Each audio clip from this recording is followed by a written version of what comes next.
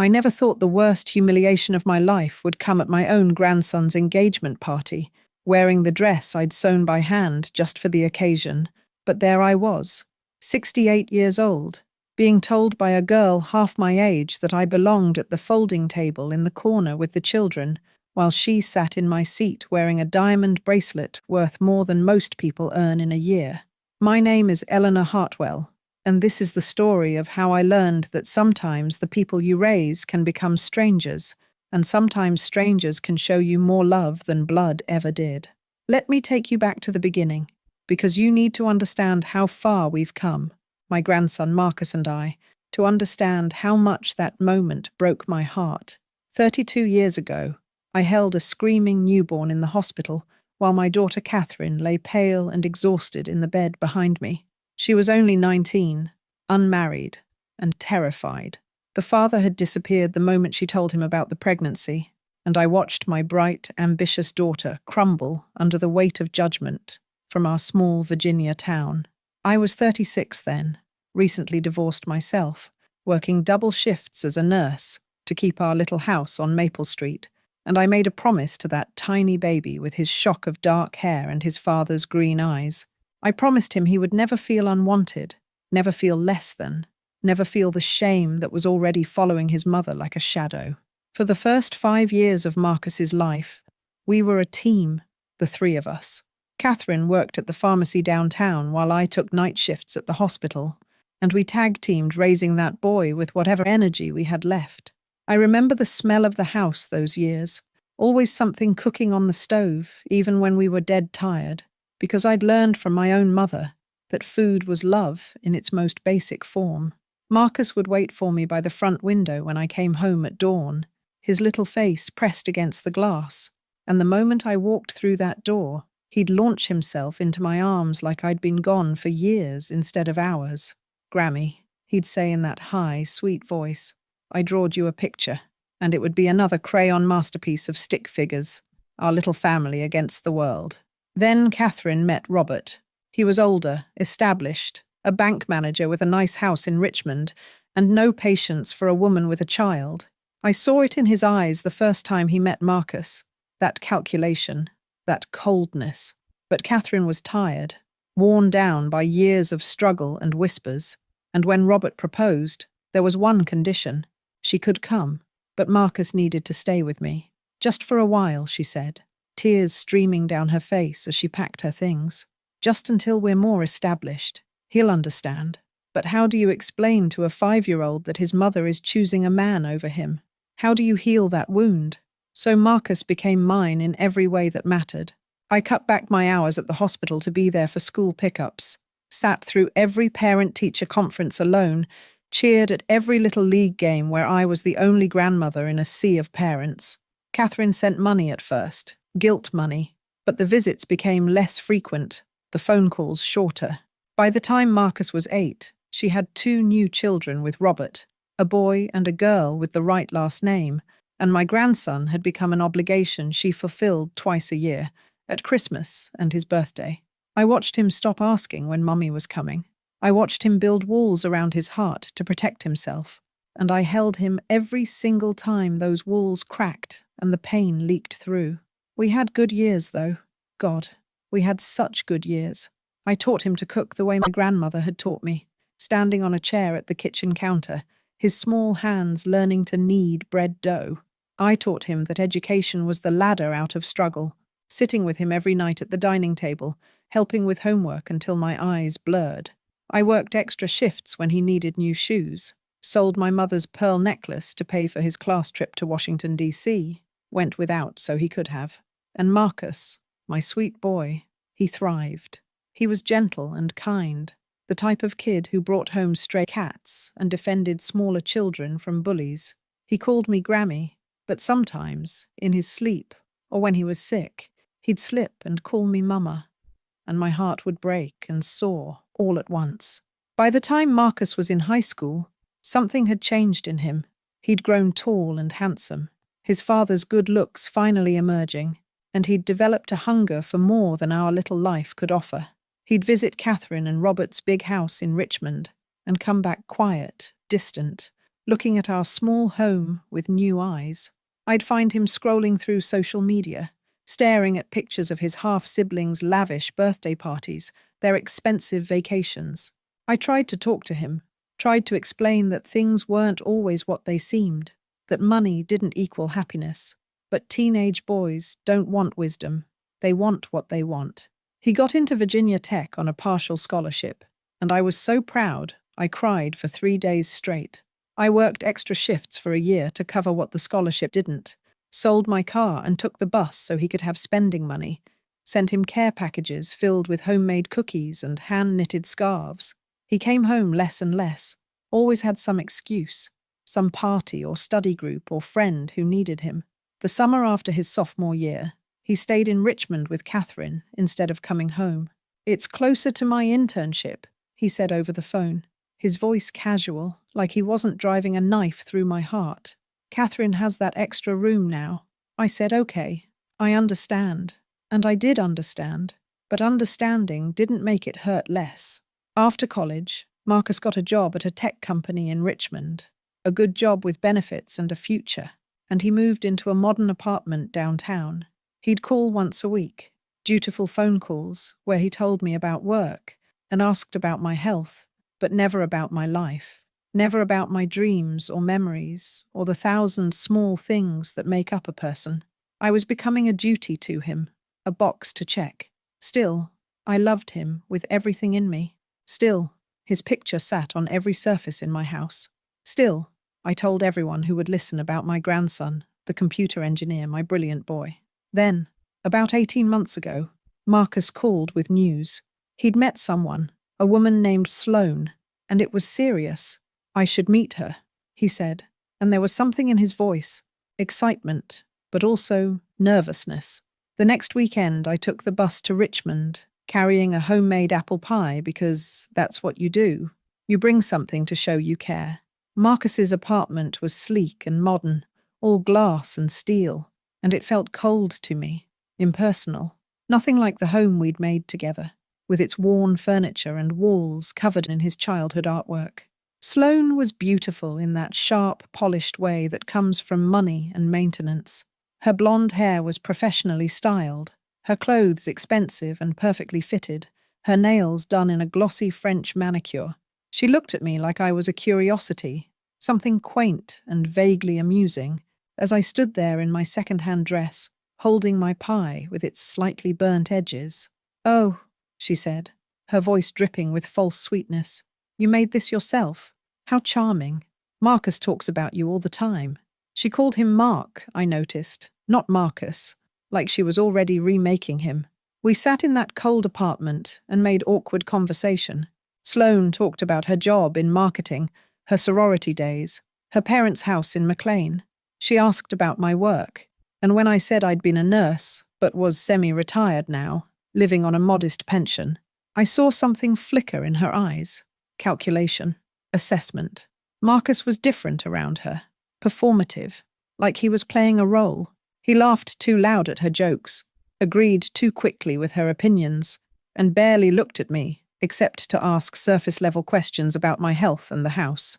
When Sloane excused herself to take a phone call, I tried to connect with my grandson, asked him if he was happy, really happy, but he just smiled and said, "Grammy, she's amazing. She's everything I've ever wanted." And I smiled back and said, "That's wonderful, sweetheart," even though something felt wrong, off-key. When I left that evening, Sloane air-kissed me goodbye, her perfume expensive and choking, and Marcus walked me to the bus stop. He hugged me, quick and distant, and said he'd call soon. I held on to him a moment longer than he wanted, remembering the little boy who used to cling to me like I was his whole world. Over the next year, I saw Marcus maybe 5 times. Every time Sloane was there, controlling the conversation, steering him away from any real connection with me. I'd ask about his life, his dreams. Did he still paint like he used to as a child? And she'd interrupt with some story about their social life, their plans, the people they were meeting. Important people, she'd emphasize. People who mattered. I watched my grandson become someone I didn't recognize. Someone who talked about money and status and networking, who'd lost that gentle kindness that had defined him. Then came the engagement. Marcus called me on a Tuesday evening, his voice bright with forced enthusiasm.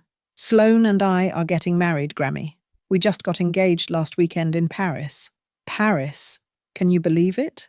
I said all the right things, congratulations, and how wonderful, and I'm so happy for you, while inside something was breaking. Not because he was getting married, but because I'd learned about this milestone in his life after everyone else, because he'd gone to Paris and never thought to tell his grandmother who'd raised him. The engagement party was set for 3 weeks later at Sloane's parents' estate in McLean. "It's going to be a big event," Marcus said. "All our friends and family, maybe 150 people." He paused, then added, "You'll come, right, Grammy? It wouldn't be complete without you." I said, of course, wild horses couldn't keep me away, and I meant it. This was my grandson, my boy, and even if he'd grown distant, even if this girl was wrong for him, I'd show up for him the way I always had. I spent 2 weeks sewing a dress for the occasion. I couldn't afford anything new from the stores, but I'd always been handy with a needle, and I found some beautiful navy fabric on sale at the craft store. I worked on it every evening, careful stitches, hand-sewn beading on the collar, pouring love into every seam. I wanted to look nice for Marcus, wanted him to be proud of his grandmother.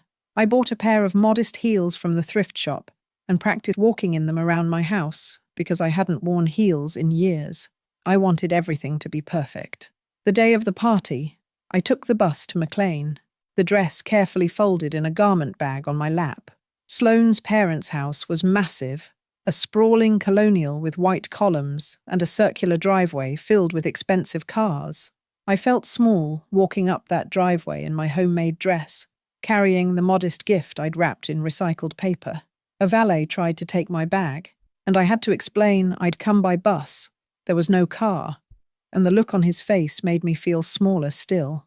Inside, the house was magazine perfect, all cream carpets and crystal chandeliers, full of people in designer clothes holding champagne flutes. I didn't recognize anyone. I spotted Marcus across the room, laughing with a group of young men in expensive suits, and when I caught his eye, he waved, but didn't come over. I stood there awkwardly holding my small gift, until a server offered me champagne, which I took just to have something to do with my hands. Then Sloane appeared, a vision in white lace, her engagement ring catching the light and throwing tiny rainbows across the walls. "Eleanor," she said, and the way she said my name made it sound like an afterthought. "I'm so glad you could make it." She looked me up and down, taking in my homemade dress, and I saw that flicker again, that calculation. "Come with me," she said, and her voice had an edge now. "I need to show you where you'll be sitting." I followed her through the crowd, past the elegantly dressed guests, past the main dining area where round tables were set with fine china and floral centerpieces that probably cost more than my monthly pension.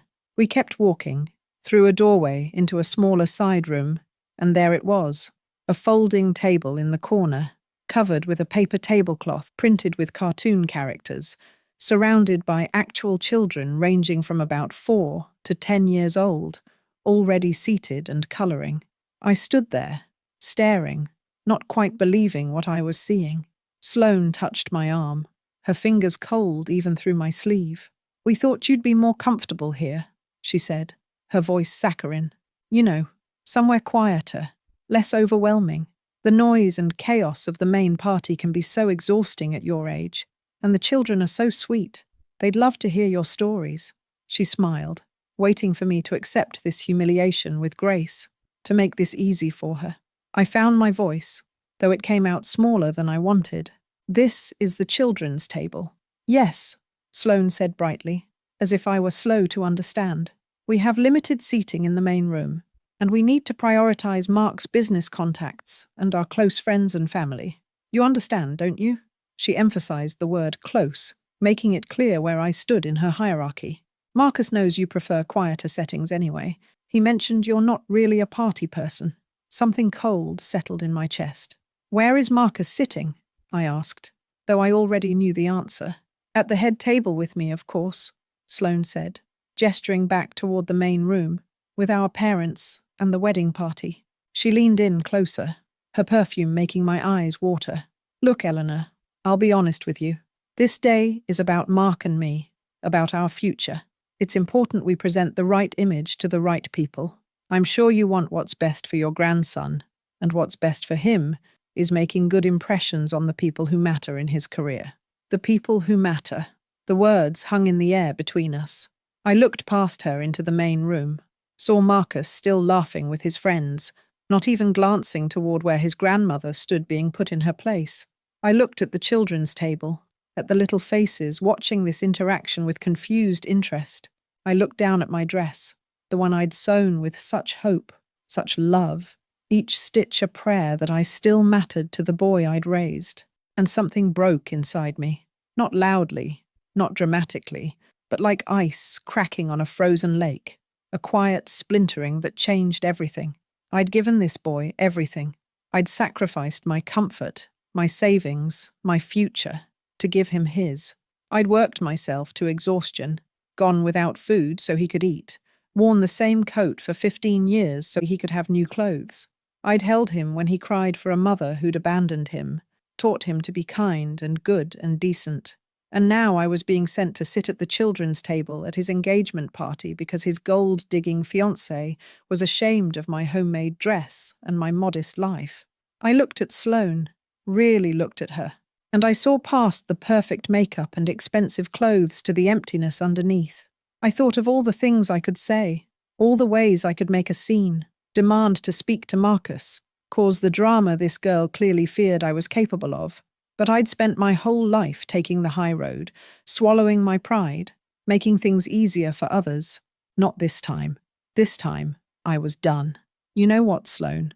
I said quietly. I think I'll pass on the party altogether. Her perfect face flickered with surprise, then relief. Oh, she said, if you're not feeling well, I completely understand. I cut her off. I'm feeling fine. I'm just choosing not to stay where I'm not wanted or respected. Please tell Marcus I'm sorry I missed his special day. I turned to leave, and she grabbed my arm, her nails digging in. Wait, you can't just leave. What will people think? I smiled then, cold and sad. I imagine they'll think exactly what you want them to think, that his poor village grandmother wasn't important enough to be here. I walked out of that house with my head high, even though inside I was crumbling. I walked down that long driveway, past the expensive cars, and waited at the bus stop in the fading evening light, still holding my modest gift. My phone rang. Marcus. I stared at his name on the screen, remembering the little boy who used to call me his whole world, and I let it go to voicemail. He called 3 more times during the bus ride home. I didn't answer. When I got home, I carefully hung my homemade dress in the closet, took off the thrift store heels, and sat in the dark living room surrounded by photos of the grandson who'd just let me be humiliated. The hurt was physical, a weight on my chest that made it hard to breathe. I'd always known there was a risk in pouring your whole heart into another person, in loving someone so completely that their rejection could destroy you, but knowing doesn't prepare you for the actual pain. Marcus showed up at my house the next morning. I heard his car pull up, heard his knock, but I didn't answer. He knocked for 5 minutes, calling through the door. Grammy, please, I need to talk to you. Finally, he left. He tried calling every day for a week. I didn't answer. Catherine called too, angry, demanding to know why I was being dramatic and making problems for Marcus. He's trying to build a life, she said, her voice sharp. You need to stop being selfish and be supportive. I hung up on her, something I'd never done in my life. After 2 weeks, Marcus stopped calling. The silence was worse than the constant ringing had been because it confirmed what I'd known deep down. I'd been right there, a 30-minute drive away, and he'd given up after 2 weeks. I was disposable. I'd served my purpose, raised him when no one else would, and now I was an embarrassment to be managed. I fell into a deep depression those next months. I stopped sewing, stopped cooking the elaborate meals I'd always made even for myself, stopped answering the door when neighbors knocked. I'd spent my whole adult life being needed, being essential to someone's survival, and suddenly I was nothing. I'd defined myself by being Marcus's grandmother, by being the one who loved him when no one else did. And without that purpose, I didn't know who I was. Then one morning, 4 months after the engagement party, I woke up and was angry. Not sad, not hurt, but furious. Furious at Marcus for his cowardice, at Sloane for her cruelty, at Catherine for her negligence, but mostly at myself for disappearing into my pain. I was 68 years old, not dead. I'd survived a divorce, raised a child alone, worked my way through nursing school while supporting a family, overcome poverty and judgment, and every obstacle life had thrown at me. I wasn't going to let this break me. I started making changes, small ones at first. I joined a book club at the library, something I'd always wanted to do but never had time for. I started painting again, watercolors, something I'd loved in my youth but had abandoned decades ago. I began volunteering at a women's shelter, helping women who reminded me of my younger self, scared and struggling. I rediscovered who Eleanor Heartfelt was beyond being Grammy, beyond being the family martyr. And then something unexpected happened. At the women's shelter, I met Diana. She was the director, a sharp, elegant woman about my age who'd started the organization after leaving an abusive marriage decades earlier. She asked me to help with grant writing, said my nursing background would help with medical proposals, and I discovered I had a talent for it. Within 3 months, I was working part-time, using skills I'd forgotten I had. Diana became a friend, real friend, the first I'd had in years. We'd have coffee after shifts and talk about everything, life and loss and survival and joy. She listened when I told her about Marcus, and she didn't judge me or tell me I was being dramatic. She just said sometimes the people who hurt us most are the ones we love best, and all we can do is keep living. 6 months after the engagement party, I got a wedding invitation in the mail. Marcus and Sloane, a formal affair at some country club, black tie required. There was a handwritten note from Marcus. Grammy, I know things have been difficult, but you're still my grandmother, and I want you at my wedding. Please come, we can talk. I stared at that note for a long time, at his familiar handwriting, and I felt something. Not the old, desperate love that would have had me forgiving everything, but a kind of sad acceptance. He wanted me there for appearances, or maybe from genuine desire, but either way, he wasn't offering an apology. He wasn't acknowledging what had happened. He just wanted me to show up and pretend everything was fine. I didn't respond to the invitation. Instead, I did something I'd been putting off for years. I called a financial advisor and asked them to look at my assets. My house, small as it was, sat on a piece of land that had appreciated considerably over the decades. The neighborhood had become trendy and developers were circling. I had a modest retirement account I'd never touched. I had options I'd never considered because I'd spent my whole life planning to leave everything to Marcus. The wedding came and went. I didn't go. Marcus called afterward, his voice tight with anger and hurt. How could you not come to my wedding? He demanded. After everything He paused, catching himself. After everything we've been to each other. I let the irony of that statement hang in the air. Marcus, I said quietly, I love you. I will always love you. But I'm done being treated like I'm disposable. I'm done being someone's obligation. And I'm done pretending that what happened at your engagement party was acceptable. He was silent for a long moment. Grammy. Sloane didn't mean anything by that. She was stressed. It was a mistake. I laughed, bitter and tired. No, Marcus. It wasn't a mistake. It was a choice. And you made a choice too when you let it happen, when you didn't even check on where your grandmother was sitting. We hung up, not in anger, but in sadness. And I knew that conversation might be the last real one we ever had. And somehow, I was okay with that. I'd spent my whole life holding on to people who didn't hold back, loving people who couldn't love me the same way. I was tired of making myself small to fit into other people's lives. A year passed. I sold my house for an amount that shocked me, moved into a beautiful condo with a view of the Blue Ridge Mountains, and used the rest of the money to invest in the women's shelter. Diana and I expanded the services, added job training, childcare. I felt more purpose than I had in years. I started traveling, small trips at first, weekend getaways with friends from the shelter, then bigger adventures. I went to Santa Fe and painted in the desert. I went to Maine and ate lobster and watched the ocean. I was living, not just surviving. Then, 18 months after the wedding, I got a call from Catherine. Marcus and Sloane were having problems. Big problems. Sloane had been having an affair with one of Marcus's colleagues, a partner in the firm, someone with more money and better connections. Marcus had found out, was devastated, and the marriage was over, and he was asking for me. My first instinct was to rush to him, to hold him, and tell him everything would be okay like I always had. But I didn't. I told Catherine that Marcus knew where I lived, knew my number, and if he wanted to see me, he could reach out himself. He showed up 2 weeks later, unannounced, knocking on my condo door at 8 in the morning. I almost didn't answer, but something, maybe curiosity, or maybe the last threads of the love I'd carried for so long, made me open it. He looked terrible, thin, exhausted, his expensive suit rumpled. "Grammy," he said, and his voice cracked. "Can I come in?" We sat in my living room, this bright, beautiful space, filled with my paintings and books and evidence of a life he knew nothing about, and he cried.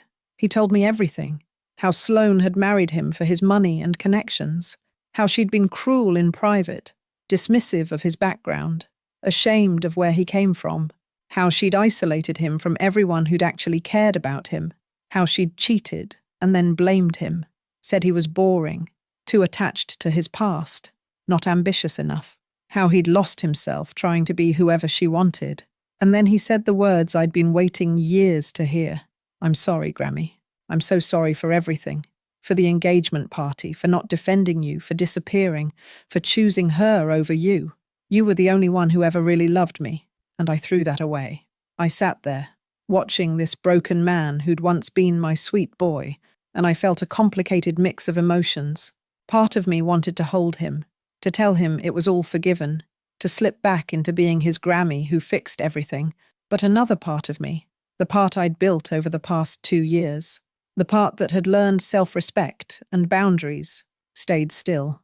"Marcus," I said gently, "I appreciate your apology. I do, but an apology doesn't erase what happened. You didn't just make one mistake. You made choices, over and over, that showed me where I stood in your life." He looked up at me, his eyes red and desperate. I know, and I hate myself for it. But I'm asking for another chance. Please, I need you." I shook my head slowly. "That's the problem, sweetheart. You need me now because you're hurting, because you're alone. But what happens when your life gets better? What happens when you meet someone new, or your career takes off, or you're not in crisis? Will I become disposable again? Will I be the grandmother you call twice a year out of duty?" We sat in silence for a long time. Finally, Marcus spoke, his voice small. "What can I do? How can I fix this?" I looked at this man I'd raised, this stranger wearing my grandson's face, and I told him the truth. "I don't know if you can. I don't know if I have it in me to go through this again, to invest everything in you, and watch you choose people who don't deserve you over someone who does. I don't know if I can trust you again. But if you want to try, it has to be on different terms. You have to do the work. You have to show up, consistently, not just when you need something. You have to rebuild what was broken piece by piece, with no guarantees I'll ever feel the same way about you." He nodded, tears streaming down his face. "I'll do it. Whatever it takes, I'll do it." I wanted to believe him, but belief had burned me before. So I said, "Okay, we'll see." And I gave him my terms. Therapy, for him, to deal with his abandonment issues, his people-pleasing, his inability to stand up for the people who loved him. Regular dinners, once a week. His commitment, not mine. Honesty, real honesty, about his life and feelings, and time. Lots of time for me to decide if I could let him back into my heart. That was 8 months ago. Marcus has shown up every week for dinner, never missing once. He started therapy and talks about it openly, about the work he's doing, the patterns he's breaking. He's asked about my life, really asked, and listened to the answers. He's met Diana and apologized to her for how I was treated, even though she never knew him. He's been humble and consistent and present in a way he never was before. And slowly, carefully, I've felt something thaw in my chest. Last week he brought someone to dinner. Her name is Maya, and she's a teacher at an inner-city elementary school, kind and warm, and nothing like Sloane. She asked me about my nursing career and my painting, and actually listened to my answers. She complimented my home and meant it, and when Marcus looked at her, I saw something real there, something gentle. After dinner, as they were leaving, Marcus hugged me tight and whispered, "Thank you for giving me another chance. I don't deserve it, but I'll spend the rest of my life earning it." I don't know how this story ends. I don't know if Marcus and I will ever have what we once did, that uncomplicated love between a grandmother and the child she raised. Too much has happened. Too much hurt has passed between us. But I know that I'm okay either way. I know that I have a life that's rich and full and mine, that I'm not defined by being needed or by loving someone who can't love me back the same way. I know that I survived the worst heartbreak of my life and came out stronger. Sometimes, late at night, I think about that engagement party, about standing at the children's table in my homemade dress, feeling smaller than I ever had. And I think about who I am now, this woman who travels and paints and helps other women find their strength. I think about how sometimes the worst things that happen to us crack us open wide enough that light can finally get in. I think about how I'm not just Marcus's Grammy anymore.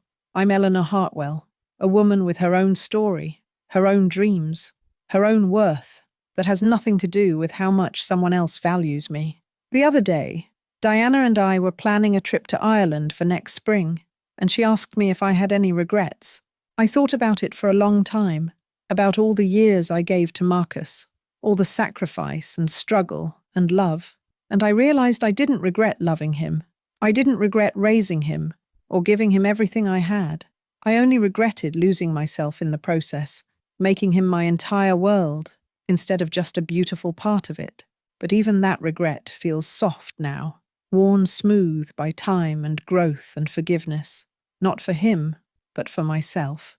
If I could go back and talk to the woman I was at that engagement party, the one fighting back tears at the children's table, I'd tell her that this pain is temporary, that it's not the end of her story, but the beginning of a new chapter. I'd tell her that she's so much stronger than she knows, that she's about to discover parts of herself she forgot existed. I'd tell her that blood doesn't always mean family, and family doesn't always mean blood, and the most important relationship she'll ever have is the one she has with herself.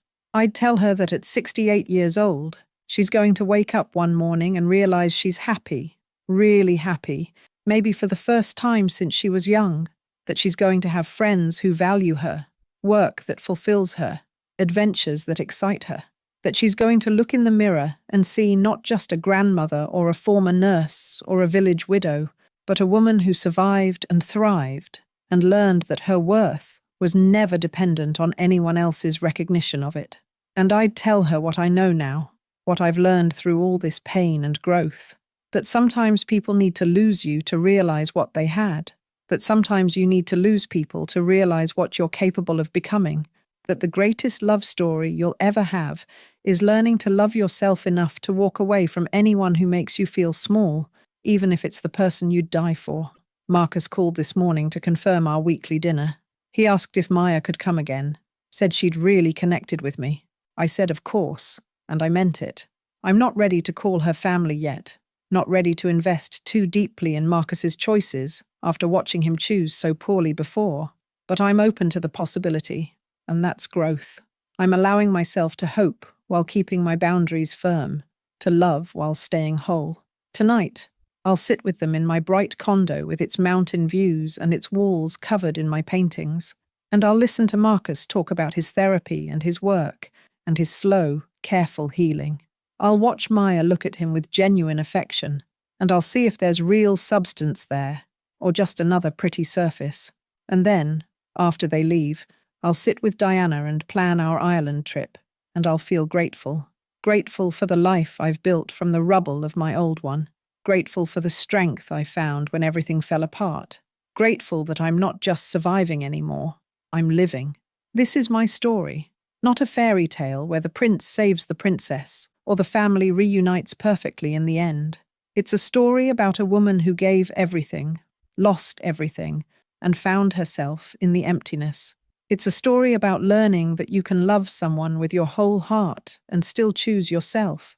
It's a story about the difference between being needed and being valued, between being family and being present. And most importantly, it's a story about understanding that sometimes the people who humble you the most end up teaching you the most important lesson. That your worth isn't measured by how much others love you, but by how much you love yourself enough to demand better. So to anyone listening who's ever felt invisible, disposable, taken for granted by the people they've sacrificed for, I want you to know this. Your story doesn't end at the children's table. Your story doesn't end with the people who couldn't see your value.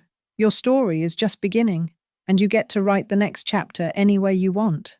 And maybe, just maybe, you'll discover that the life you build for yourself is richer and more beautiful than anything you could have imagined in those dark moments when you felt most alone. That's what I found. That's my truth. And at 68 years old, sitting in my home that's mine alone, surrounded by art I created and plans for adventures still to come, I've never felt more like myself. I've never felt more whole,